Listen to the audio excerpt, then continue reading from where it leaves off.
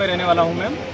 और अभी तो फिलहाल की देखिए स्थिति ऐसी है कि पब्लिक के पास ज़रा भी पैसा नहीं है। जिनके पास पैसा है वो किसी की मदद करना नहीं चाहते हैं। जहाँ तक बात की जाए राज्य सरकार की, केंद्र सरकार की, पब्लिक का जितना यहाँ से बाइफर्केशन हुआ है, यहाँ से पब्लिक जितना ट्रांसपोर्ट हुई है, लोग पैदल निकल चुके हैं, जो यहाँ बचे हुए हैं उनकी हालत इतनी गंभीर है कि किसी तरीके से उनका ले दे के खर्चा चल रहा है। अब ऐसी स्थिति में अगर लाइट बिल या दूसरी सब चीज़ों सरकार ही अगर उन सभी सुविधाओं की अगर नहीं देगी सहारा, तो फिर और किसी का कोई सहारा नहीं है।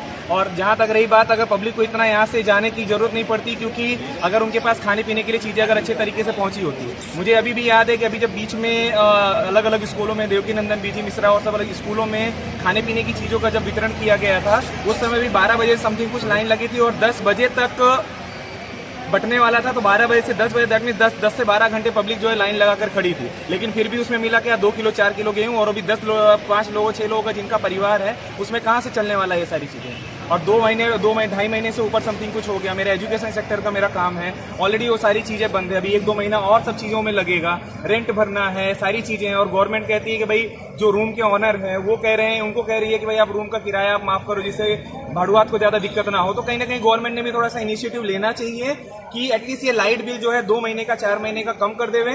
कम क्या करते हैं, मैं तो ये कहूंगा कि अगर काम बंद है, सारी चीजें बंद है, आदमी कहाँ से भरेगा, अपना पेट पालेगा कि ये लाइट बिल भरेगा, ये वो सब चीजें करेगा। प्लस आकर के अभी लॉकडाउन एक ओपन होने में अभी ये 2 दिन हुए हैं, और 2 दिन में सबसे पहला काम तो ये हुआ कि भाई जाकर के सबसे पहले लाइट बिल थमा के आओ। जो थोड़ा बहुत टेंशन इंसान के दिमाग का कम भी हो वो और बढ़ने लगा है। अब क्या करेगा आदमी, ये कुछ नहीं किया जा सकता। गवर्नमेंट ने अपना ये डिसीजन थोड़ा सा लेना पड़ेगा कि गरीबों की थोड़ी सहायता की जाए, क्योंकि अगर वो हमसे एक्सपेक्ट कर रहे हैं कि लाइट बिल ना लिया जाए या भड़ुआ जो उनको थोड़ा सपोर्ट किया जाए, तो कहीं ना कहीं गवर्नमेंट को हमारे सपोर्ट करना पड़ेगा।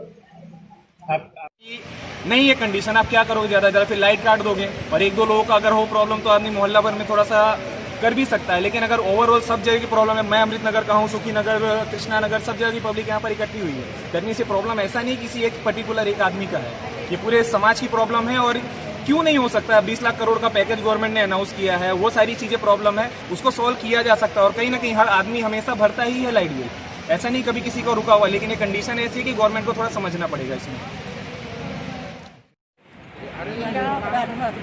कहाँ पे रहते हो? अमृत नगर। क्या मुद्दा आपका? लाइट बिल माफ करना। किस तरह की दिक्कत समस्या हो रही है? दिक्कत तो बहुत हो रही है, खाने पीने का भी दिक्कत है, और ये हुआ कि फ्री का सब चीज़ मिलेगा, फ्री का तो कुछ नहीं मिलता है। हैं अभी घर में राशन वासन कुछ नहीं है, तो लाइट बिल भरेंगे कहाँ से, काम धाम चलता नहीं है, फिर राशन लाइट बिल भरेंगे कहाँ से, तो माफ तो करना पड़ेगा। और मोदी जी बोले थे कि लाइट बिल माफ रहेगा, फिर लाइट बिल नहीं माफ हुआ, लाइट बिल भी आ गया, तो फिर कैसे माफ रहेगा। तो आप लोग कहाँ पे आए हैं? बमरौली लाइट बिल माफ कराने के लिए। मारू नाम अशोक दोजू महाजन, રહેવાસી બમરોલી, રામેશ્વર નગર 659 પ્લોટ નંબરમાં રહું છું। ભાઈ આ લોકડાઉનના હિસાબે મેયર સાહેબને, કલેક્ટર સાહેબને નિવેદન કરવામાં મારી વિનંતી છે કે અમારું બિલ માફ કરવા જોઈએ।